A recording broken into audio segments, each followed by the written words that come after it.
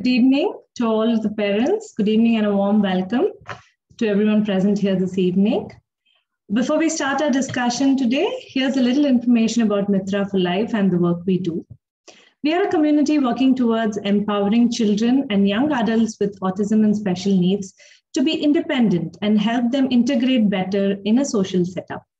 We have online parent forums such as this, panel discussions, and curate new experiences, be it a day trek, festival celebrations, our flagship musical event #Unlabel, and more.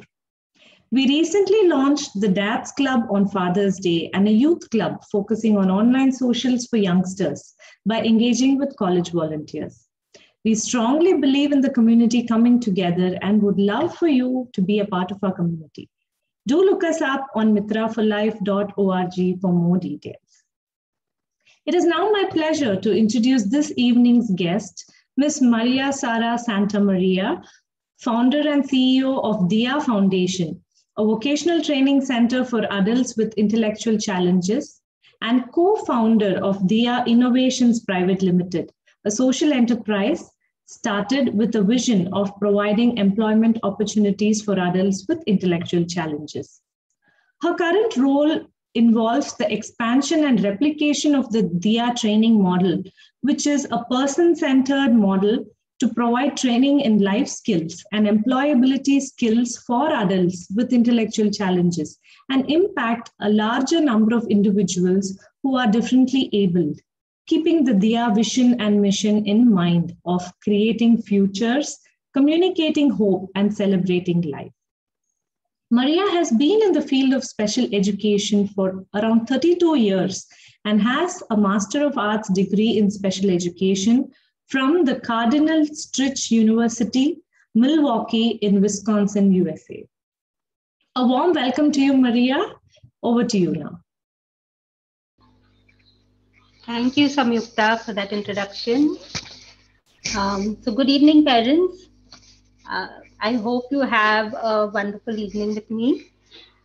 I was requested to talk about vocational training. And so that's what I'm going to do today. My aim is to kind of give you a glimpse about what it really entails and when does preparation for it begin. So I would like to this session to be a little proactive, and so would really be happy to have you participate and feel free to share your thoughts. I'm going to be sharing my screen now. 1 minute.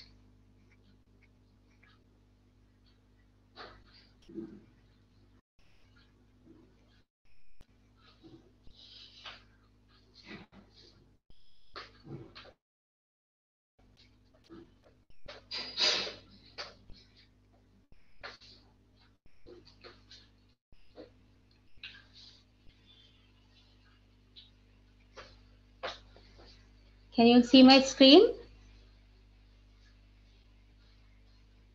Yes, we can. Okay. Just put it into presentation mode.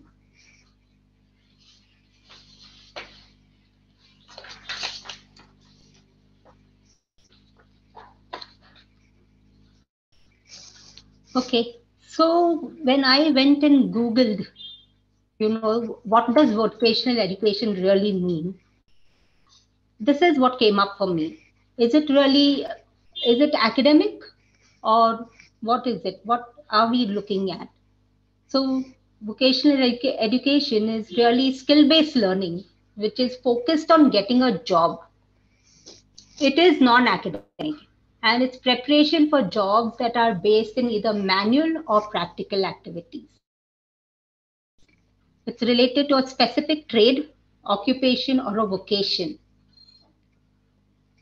And it also helps develop new professional skills.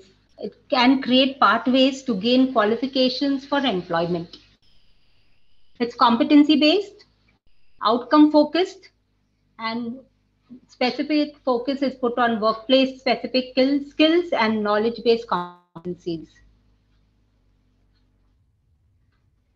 So one of the questions, whenever I've asked a parent that has come in for admission, in the 22 years that I have been running DIA, most parents who come in for admission, when I've asked, what's your dream for your child?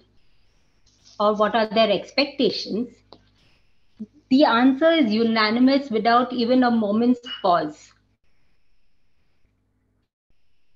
Because I want my child to be self-dependent or independent.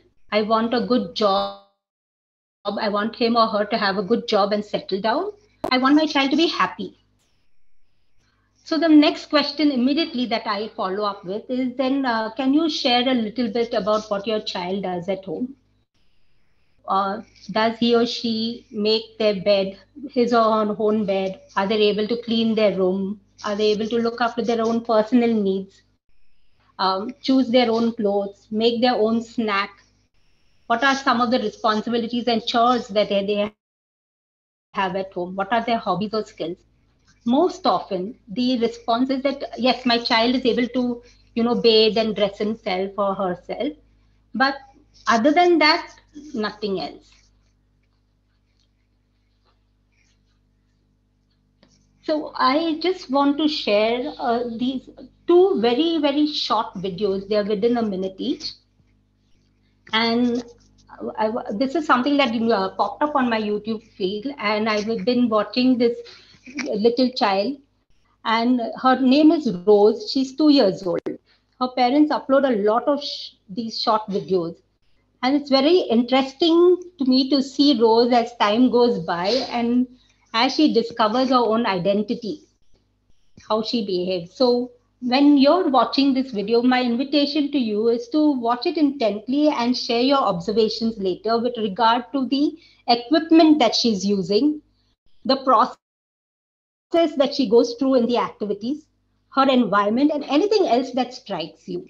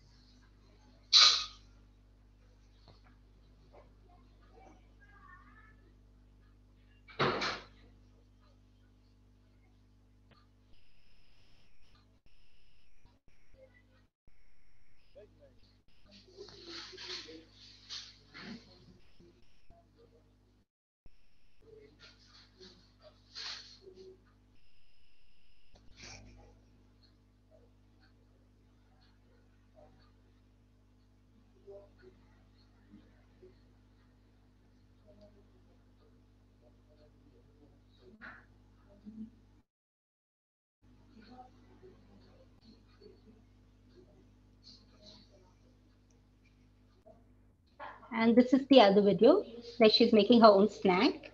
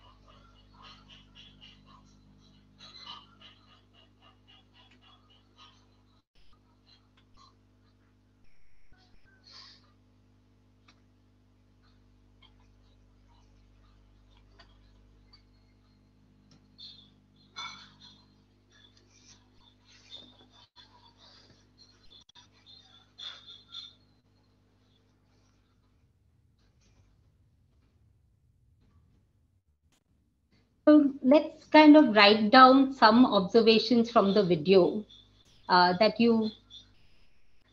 what you have seen. How do I get out of this slide mode?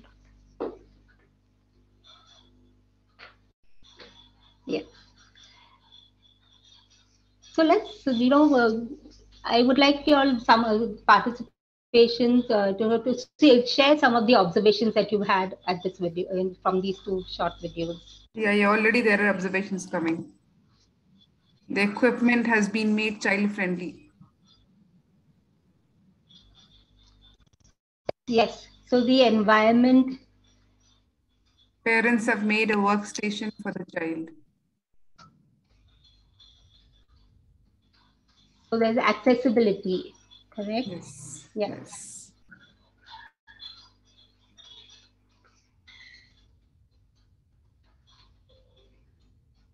Yeah. Anything about the crockery that she's been using? What do you think about the crockery? I thought that was really, those bowls are really heavy to hold. Don't you think so? So the crockery that is used is normal crockery.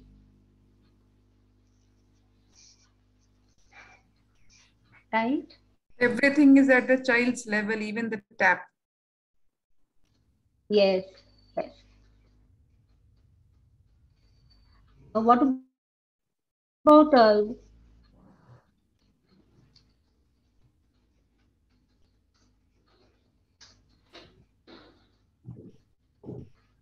so they have made it possible for her to use everything, and she doesn't have even if you saw the mop stick and everything.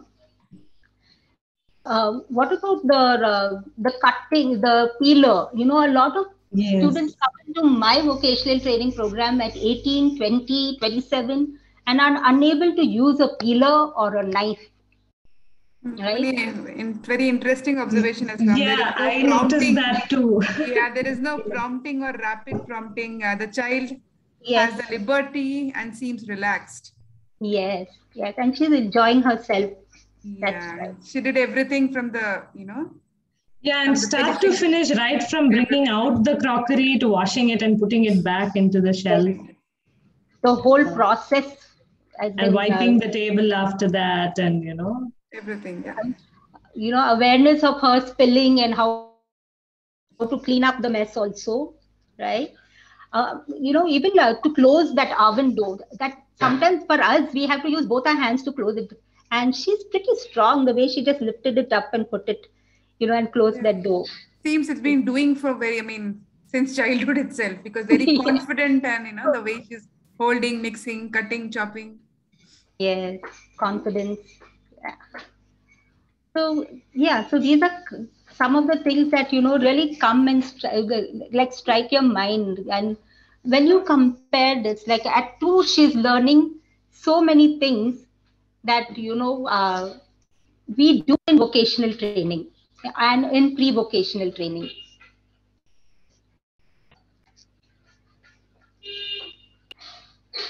So these are some of the soft skills that Rose has learned. She's learned a routine, she's learned discipline, she's learned the process of how to right from, where to get the equipment, how to look after the equipment, how to use the equipment, following instructions, accepting praise and corrections, appreciation, accessibility, workplace solutions, problem solving, responsibility, time management. And she's been prepared for domain skills later on in years in the domain of housekeeping and hospitality. So, food and beverage service and food and beverage kitchen. So these are some of the things that she's picking up at this very, very young age. So what are the prerequisites for vocational training? Normally pre-vocational training is normally started from 15 to 18 years. And the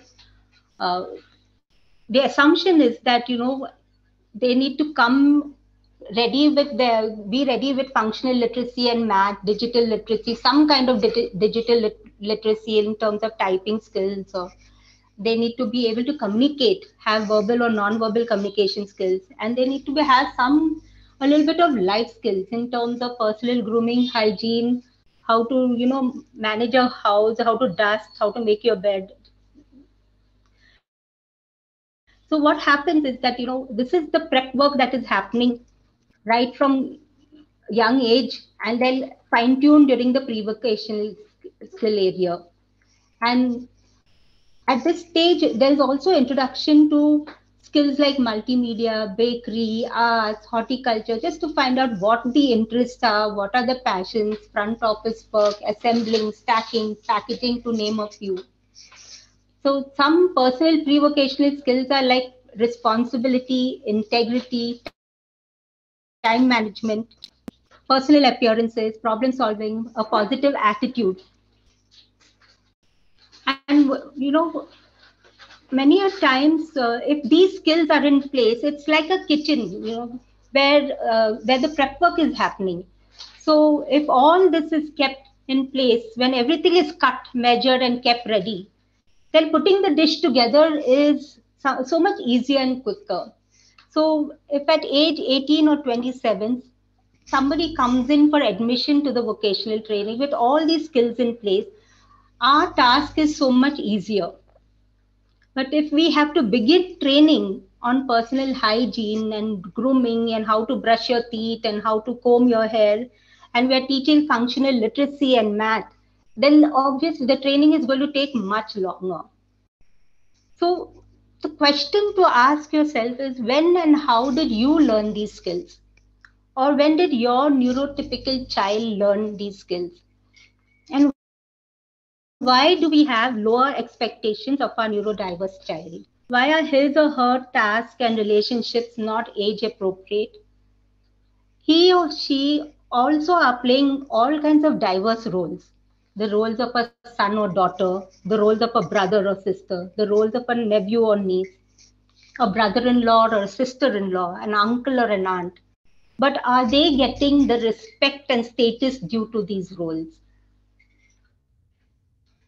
So when you come to what is actually vocational training, then this is what happens. Vocational skill and training happens at 18 years and above. And it involves work readiness skills, where we are talking about punctuality, regular attendance, process training in terms of quality and productivity, attitude and problem solving. We're talking about social and communication skills, being able to make friends, communicate, appreciate, accept and give praise, accept and give constructive criticism. We are talking about safety and mobility skills, being aware of safety at workplace and on the road, travel safety. If I miss a bus, what are my options? What should I do? No, a lot of these things are tackled. We are also looking at how interview and job search skills. We're looking at domain specific skills, process training, and a career choice, a specific trade or an occupation or a special vocation. Maria, sorry to interrupt you. Yeah. Could you just turn on your video so that we can also see you while you're... I'll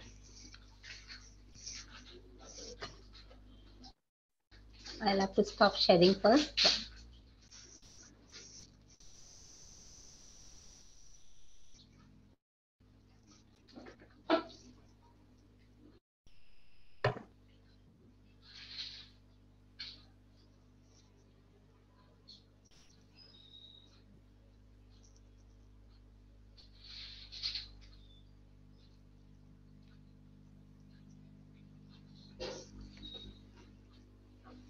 Yeah.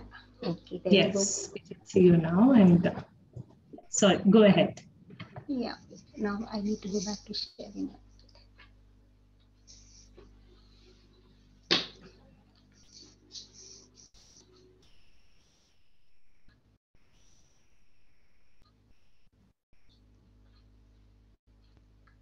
Okay. So what are some of the benefits of, vocational training?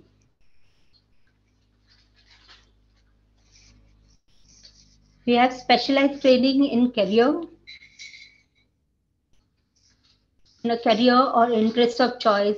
It offers us better job opportunities, higher earning capacity, a retraining opportunity for a new career if a past career has not worked out, better learning in better learning environments, and hands-on experiences in inclusive spaces. It also actually gives us a lot of multiple choices in terms of options, in terms of looking at competitive employment in the community, or self-employment, or supported employment, personal development and growth. It gives us a whole sense of self-esteem and respect. Taking also awareness of what our strengths, interests, and past achievements are, and then trying to relate them to future study or job options. What are our marketable skills? What are vocational skills? A calling to be either a priest or a nun or a charity worker, earning little or no money, or just be productive in the home.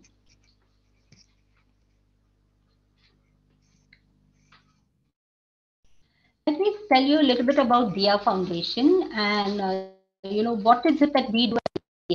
So the Diya training program encompasses a very comprehensive person-centered program that focuses on discovering abilities, developing skill sets, and creating opportunities. We also look at changing perceptions through our various programs and projects. The life skill training program covers our daily living skills, where the focus is on personal management, household management, financial management. Then we do personal social skills, where the focuses on interest and strengths, needs and wants, making choices and understanding the consequences of these choices, problem solving, setting goals. What are personal roles and responsibilities that our children are facing? And in employability skills, what we address is job readiness, time management, what is process, quality of work, self-advocacy, workplace safety. Then we offer 1 year of internships and exposure, where you get on the job exposure in an inclusive environment. And this sometimes then leads to placement in the competitive space, in a competitive space. So we have had students who have been working now at companies like Hindustan Unilever, ANZ Bank, Hati Kapi, Mitti Cafe, and we have past 2 years we are having in the past year we started a work from home internship with Thomson Reuters. Diya also has, like we shared that you heard in the introduction, we also have opened a digitization work studio called Studio CQ. And this is where we have about 8 adults working in Studio CQ. Now, Studio CQ, the adults that work here, they are so proud of the job that they do. And some of them are, doing digitization work in terms of, proofreading books that are then digitized for the visually impaired. And, they also do a lot of graphic designing. We have also got 4 other, we are working with other NGOs, collaborating with other NGOs, and they have students who join this program for proofreading, and we train them so that, for the future, they can then set up, the goal is to kind of set up that for the future. They set up units for themselves in their own NGO spaces. So with Studio CQ, we are still kind of struggling as to what should we do with this. Should we kind of continue to treat it as a training space, or build it up to and and build our students to find competitive employment in the community, or should we hive it off like Diya Innovations as a BPO center, which is an inclusive space for the future? So we are still pondering about that. In 2013, we started Diya Innovations Private Limited, which is a social enterprise, and which was started as our sustainability plan, to give our students a sense that everything doesn't start and end with Dia Foundation. That there is a whole new world out there of possibilities. And so if they were able to get the skills needed in the foundation, then they could actually apply and get involved in, get employed in Dia Innovations. So Dia Innovations was our employment plan. It is a corporate gifting company. And, as of now, employs about 10 to 12 adults. Um, the competitive employment, we have a lot of students who have been, like I shared in ANZ Bank. So there's a student who didn't know how to read or write, but got a perfect job match for him, where he's operating in a room in ANZ Bank where he's just shredding documents that are not wanted. He's unable to read or write, so he's perfect for that job where he's using the paper shredder and shredding paper. And so proud to be earning and going there. And we are also for the future looking at collaborations and with parents, with other NGOs to set up livelihood units and create more employment opportunities for people in the future. These are some of our students in the innovations and with Studio CQ. So every plant has their own requirement in order to grow. Some plants need more sun, some more water, some a mixture of both, a medium amount of both. And the key to understand each person well is who needs what support, how much support, to what extent that support is needed, and how and when can that support be then faded off. Any questions that you have? So, for me, it has always been something like independence comes from self-dependence and self-respect. This is over the 22 years, this is what I've seen and observed, is that behind every successful person with disability has been a parent who believes in them and in their ability to do more.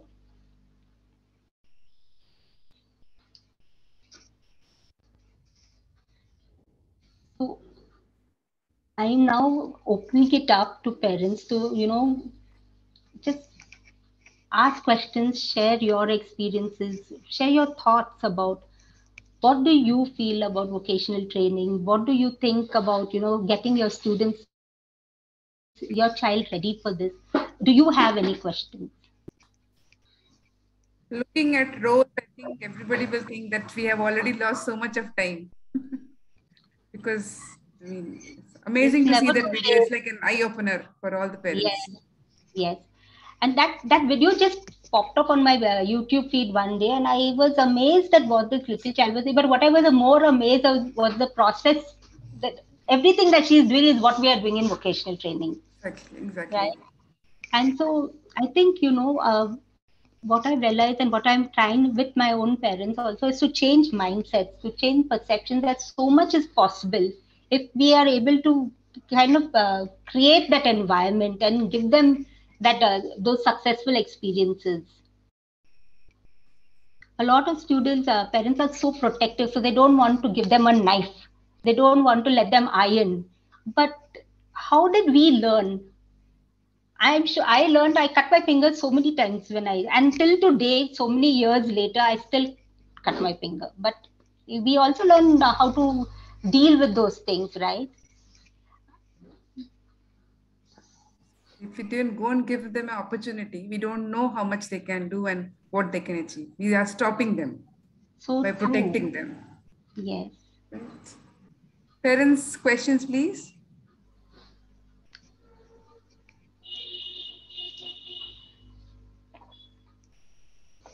You can unmute and ask also. Either you can write on the chat box or unmute and ask. I'm Shweta here. Hi, Shweta. So it's hi. So very interesting to see the videos and all your explanation and what the DIA Foundation is doing. So see again, another thing I wanted to know is See, we are put up and we are living in Bannergeta Road near, Meenakshi Temple.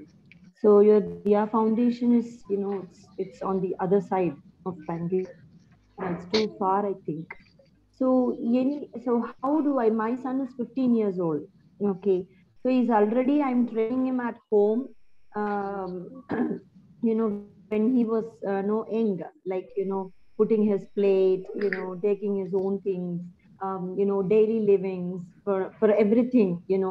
I trained him with the help of his school little bit, and then I at least at home whatever he has to do all by himself. I train him prompting him. Now that prompting also slowed down, and slowly he's picking up. But my worry is, see, I'm living so far, and I'm looking for nearby, whom can serve this part of Bangalore, like South Bangalore.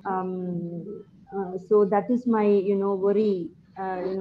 From I have to travel long way to get things. Hmm. Is there any vocational training nearby? Near is like the 30 minutes is okay to travel in the morning and also coming back. So that is one thing. And again, as Arpita said, giving the knives and doing things in the kitchen and stove and all those things, we're really scared about that. But still, his school actually tried, and he did a great job. Actually, that's a big motivation for me. But one thing is, I'm actually leaving him with his brother many times at home alone, because I want him to get used to that situation also. Yeah. During those times, I'm really scared because he has a younger brother, so he cannot, control him if he does something, dangerous, opening the stove or, things like that. So that is also another thing, I'm leaving him at home with his brother. Maybe it's just a half an hour or 1 hour, not more than that. Just going for a, shopping very, very, limited distance, and then I'll come back and see how he did. But he'll make a big mess in his, bedroom, and bringing things outside and making things, in the living room, and he did that. But it's okay. I want him to, learn that also. Okay, Amma is not going to be, all the time with me. She's going to be away for some time also. So you have to get used to it, to that situation.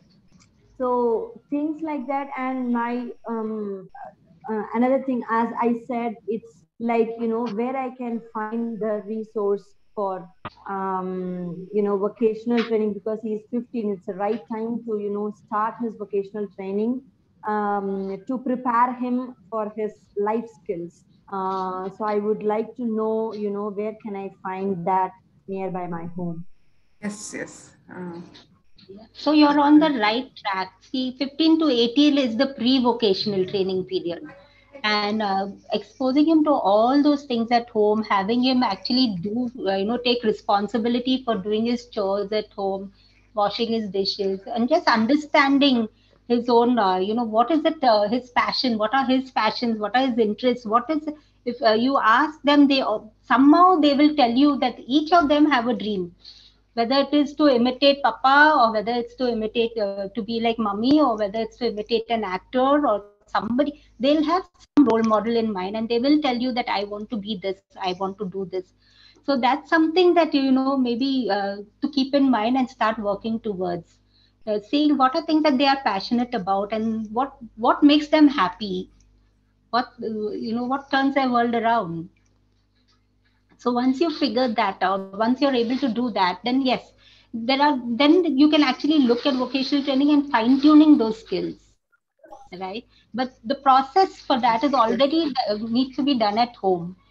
How to get up on time, the punctuality, the attendance, the regularity of doing stuff, the discipline in doing things in a order, and planning your day ahead of time, that tomorrow I'm going to do this, and then tick it off, being self motivated, and not having somebody having to remind them every time or tell them every time, because children, when they reach this age of adolescence, don't want to be told 100 times what to do.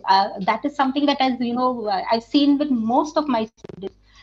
They may be elder siblings or they may be younger siblings, but they do not want to be told all the time that go and do this, go and do that. So if we get them into the routine of creating what are you going to do, and then planning and letting them motivate and regulate that, and check it off that I've done this today, I've done this, give them tools to kind of remember what they are needing to do. I think these are the ways that we can make them more Yes. self-dependent, where you fade out and you're not all the time in their face asking them to do things, right? And getting siblings to interact, I think that is so important. Yeah, because tomorrow their structure, their support structure is going to be the siblings and family. So that's something that, creating that bond and that respect between a lot of my students who are older siblings resent the younger siblings because they have overtaken them, but and then they are telling them what to do. So that respect, they feel that I'm the older one, why is he or she telling me what to do? So that's something to also keep ingrain in our children as they're growing up, that to give due respect to the role of an elder brother or elder sister, and then to see how to offer support to them. Thank you. There are many questions in the chat box, and also I think 2 people have raised their hand also. So quickly, I'll take one question from the chat box, and then one of them can ask a question. That work from home, what are the opportunities right now? So right now, during the pandemic, actually really helped us, because one of the things that we took our training online, but then we realized, okay, what about employment? How do we continue with employment? All offices are closed, hotels are closed. How do we do employment? And so we, as a collaborative, we worked with Enable India, and so that was one thing they did. Thomson Reuters approached them, and they did this work from home model, where this whole process of training was put in place. The students were, the job analysis was done, and then a job match was done between the what were the skills needed. Do these students have these skills? And they are all students who had already undergone employability training. So they went through the employability training. They then did a self advocacy and introduced themselves to the team, and then the team actually worked with them on process training, and it's been pretty successful. Their 3 months was taken to 6 months, and then they started a second batch. So yes, the work from home has opened up new ideas in this for corporates. The corporates have opened up their doors to our people with disabilities, and are finding that it is a challenge, but they are able to work and do it. And so our students are actually earning also from the internships. They are just going to start now with a new company also. So those are some options. The digitization space is an option for work from home. But the other thing is, just you have this time now to actually train them to go into a schedule, to take responsibility for tasks, to do, to plan their day, and to learn leisure skills. There's so much that can be done during this time. So anybody needs to know further about it, like how to make them work from home, can they contact you or your center? Sure. And I can make the connect then with whoever. They can definitely contact me. Thank you so much. Dr. Ashok Shah, can you unmute and please ask? Yeah. Thank you very much, ma'am. And thank you, Mitra team, for a wonderful session. This regarding to my son, who is now 25. He has completed his graduation. In fact, he is double graduate. One is BCA, Bachelor of Computer Application, and Bachelor of Mass Media. At present, he is doing internship in my own hospital. Wonderful. I think he is capable of much more than what he is doing right now. A few of the challenges that he is still facing is like he has got pragmatic communication issue. Second is absolute independent traveling. He travels with his friends and colleagues and everything, but absolute alone, he gets a lot of anxiety. Okay. Third thing is like he likes to be in a comfort zone. And my hospital is very much in a comfort zone. so it doesn't want to shift from there. And fourth one is like no doubt he has undergone the employability training at Vishesh. He had an opportunity to appear interview at E&Y where there was a 4 round. He reached up to 3rd round and he had to be dropped out. So how to move ahead from here? Like he deserves more, but he's getting stuck where his comfort zone is. Okay. So we have to keep trying. I don't have like answers for everything, but I know that, okay, if you share his profile, his work skills and stuff, then I can actually connect you, or you can even connect yourself with Enable India, because they have many more years than I have. I work only with intellectually disabled, but they have worked with visually impaired, hearing impaired, and now they are working with intellectual disabilities. So they have placed a lot of students. So we could actually help with connecting to them also, and they are already working with different companies. And so once we get a job match, it can be a work from home. We can figure out what what are his comfort zones and work with that. A contact detail of yours or in the Enable India. I think I put an application there, but I have not been reverted back anything at Enable Okay, India. you can send it to me and we can also follow up. My contact details you will get on our website, but I can also give it to you here. So my email ID is diafoundation@gmail.com. Putting on the chat box?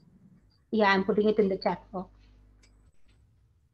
And my mobile number is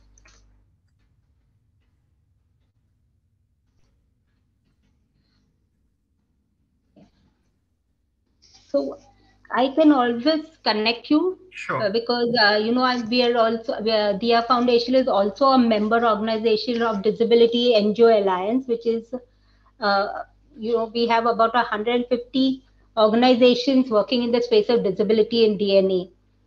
And so through those two platforms, we can actually, definitely look and see how we could help out. We are based in Mumbai. Okay. He will be comfortable working from home also. He was working from home for first wave of COVID. Now he's started going back to the hospital. So we've actually, for the Thomson Reuters internships, we have people from all over. We have people with disabilities from Mumbai and Bangalore, and I think I don't know if Preeti is here, but there were other places also that they were doing. So they have joined in the session. Everything has been done online. The training, employability training, as well as the process training, all has been done online. Yeah. Thank you. I'll be in touch with you. Thank you. Mr. Ravi Verma, you wanted to ask something? Please go ahead. Yes. Good evening, madam. Thank you for the opportunity, and thank you, madam, for joining.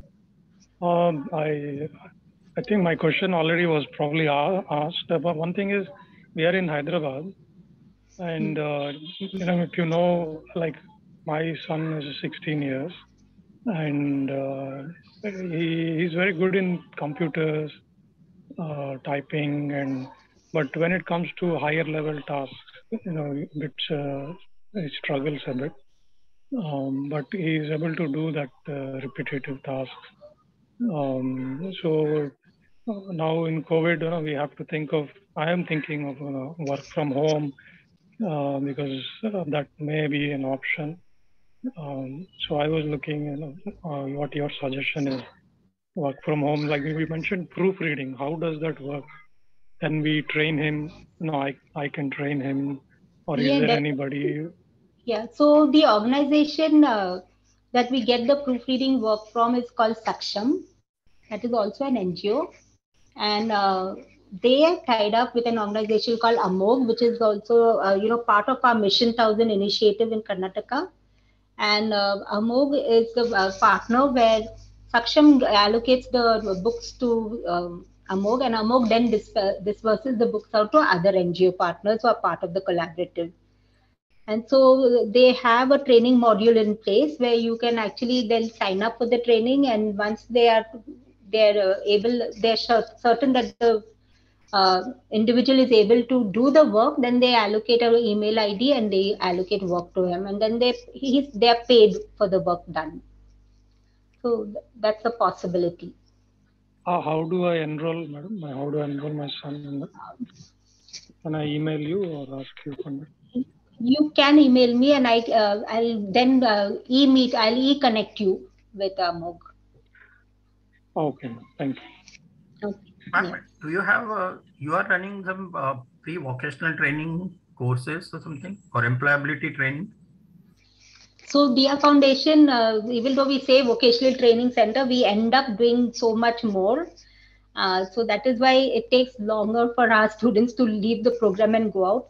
But yes, we actually do a lot of life skill training in terms of, like I said, personal management, household management, and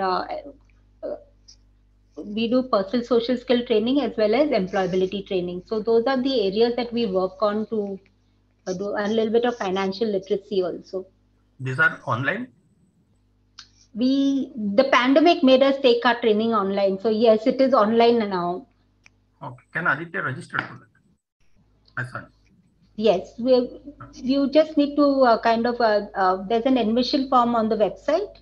Okay. Kind of go through that, and then you'll be taken through the process. We do an assessment, and then. Sure. Thank you. Yeah, anybody questions? There's one question in the chat box that once the employment, how do you sensitize the place? I mean, so that there is no abuse. Yes. So part of our training is also about, teaching our students self-advocacy and safety, workplace safety. But we also, through Enable India and through our partners, we also work with our corporate partners on, sensitization. So sensitization is done with all, and everybody has the POSH Act in place. So they're very, very strict about that. The POSH Act as well as the Safety Act. Even DIA has that in place. So every organization, every corporate, that is one of the mandatory things that they have in place. But students are also made aware of what are their rights and who they can talk to and what those are things that we also do cover as part of the employability training. Thank you. Deepanita Maiti, you want to ask something? Please unmute. And if possible, switch on your camera, please. Yeah, 1 second. Yes. Hi, I'm from Mumbai. Yeah, I have been hearing all the parents. The problem is the same. I would like to know that if you have the links or the sites where we can get all this vocational training being at home, so that it would be of great help. So if you can share those links or sites from the net. So yeah, so Madhuri has also put in chat saying that you'll have had a session with Amog Trust and Jayashree and Mrs. Jayashree. So one of the admins at Mitra Groups will send you the recording and contact details of Amog Trust. So that is one already taken care of. Okay. The other site is the Enable India Academy site. And so through that, you will see a lot of things that are being made. There's a special Mission 1000 page where you can actually get access to. Okay. Okay. Thank you. Welcome. Thank you. Any other question?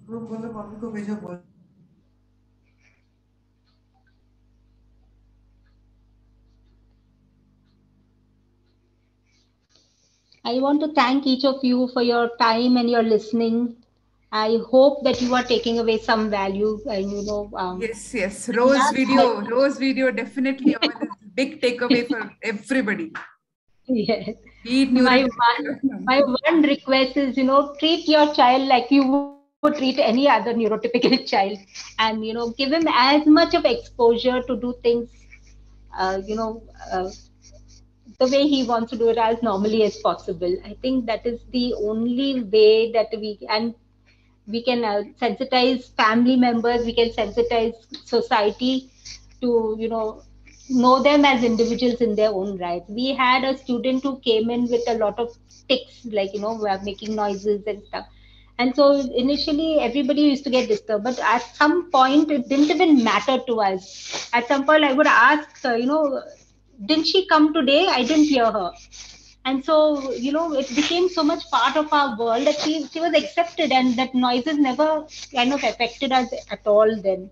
So that way, just by constant exposure, society begins to accept that, this is, he or she is an individual by themselves. And so, these are things that they can't control and you need to accept it. Maria, I've received a question from one Usha.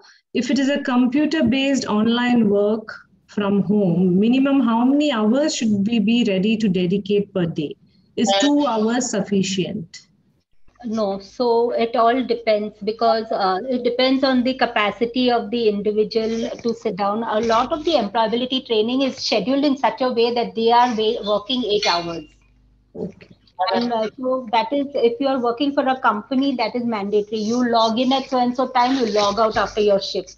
So you are working 8 hours. And at DIA also, that is what we tried with all our people. They all learn to work 8 hours. There's another question that any career in art and music through DIA or through something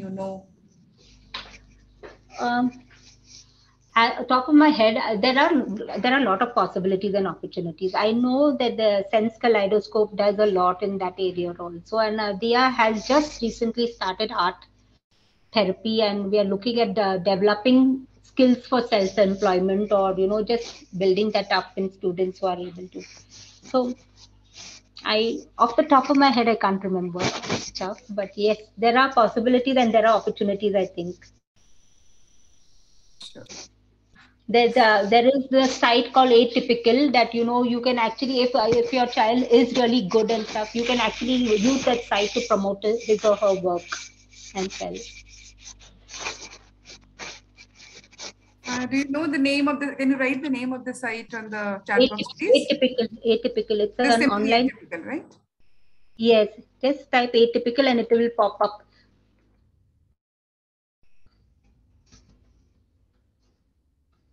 There is also, there are many, it's just that I'm not able to kind of remember them as of now, but yeah, there are sites that you can. There's a lot available. It's just that we need to keep Googling, keep looking, and you'll see so much pop up.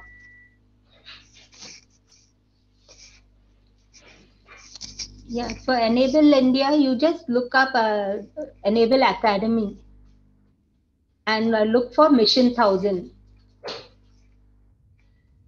Everything is recorded there.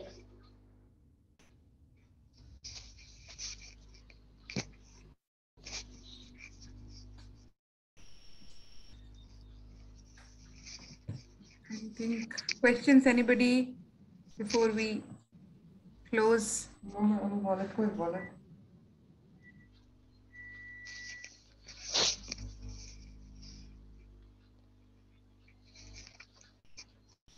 think no more questions. You said Enable India Mission 2000 or 1000? Mission 1000. 1000. For proofreading, I think Madhuri has already said that if you talk to the admins, Amok Trust is already there, details are there. Yeah, the Saksham project has been done by many other centers also, including DIA. So yes. Amog is in Karnataka. Amog is the partner that has taken on the responsibility and accountability. So they disburse the books to us. We do the proofreading and the validation and compilation and give it back to Amog. They do a final check and then they submit it to Saksham. So Madhuri says they will also have a recording of your session with Enable India. Yes. So yes, you'll have all the resources. You just need to talk to Madhuri.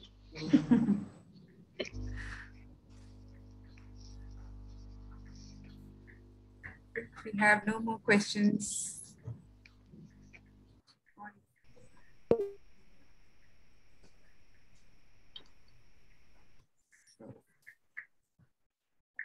Yeah, no more questions on the chat box and no hands raised. So a very, informative and eye-opener kind of session for all the parents with special needs, young adults and adults, where we have to, like pre-vocational skills. If the child is through the pre-vocational skills, it's much more easier. Yeah. As your slides and your videos say that. Otherwise, again, you have to, like give those many years again to retrain them, and it becomes very difficult later because they are they don't also, if the child is used to sitting at home and having everything done for him, then it's very difficult to get them into that mind space of, working. Absolutely. So the sooner the better. Yes. Thank you, everyone. Yeah, somebody wants to speak with Maria. Yeah, please go ahead.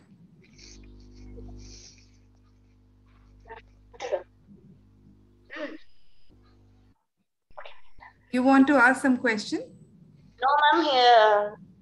She's his principal, so he wants to talk. Oh, you want to say hi to your teacher? Yeah. Just say hi. Who is that? Good evening. Good evening. Hi, Suhas. Good evening. Ma'am, yesterday he ride the cycle, no? That he wants to tell to you. Yes. Suhas is one of our success stories. He came, I think his mom and him spent, how many? 18 and 18 months. They did the multimedia course twice. Yes, ma'am. And then I asked, why are you doing this with him? Why don't we start with teaching him first to be self-dependent? And so he joined the Diya training program, and he had so much of it. He could not leave his mother's hand and walk up a ramp or walk up the stairs. And he started walking up the stairs by himself. We taught him to jump off the table. Hats off to Dr. Babita, who's over here. And then get over all his fears. And today, when I see his eyes and the alertness in his face, when they sat in my office for admission, I told the mother and father that you all need to stop doing things for him. He's taking you all for a jolly good ride. Let him do things for himself. And there was such alertness in his eyes, like, oh. So today, it's so encouraging to see him able to ride a bicycle by himself. Somebody who had so much fears to walking by himself up the ramp, to now being able to balance himself on a cycle and ride. And there's so much opened up, and it's only because the parents also kind of cooperated and let go. She would come and sit down in Diya for almost a week or two, I think, no? And then I told her, no, you go home and do something more constructive with your time. Don't worry about him. And slowly he learned to feed himself, take out his own tiffin, clear the table, go up the stairs, down the stairs. A lot of work was put in, but I'm so proud that if you see his face and how alert his eyes are, it's amazing what they can do if they're given the opportunities. Mother was so overprotective. No, ma'am, he's so scared. He won't do this. He won't do that. But today they're allowing him to do all that. That is what is important. Thank you so much, Maria. Thank you so much for an eye-opener session and beautifully presenting it and showing us where we are going wrong and when we need to start. Thank you everybody for joining us. Thank you so much. Yes, indeed, lovely session. Thank you to all the parents for attending, and see you all again next. Bye. Thank you, Maria. Thank you. Have a good evening all.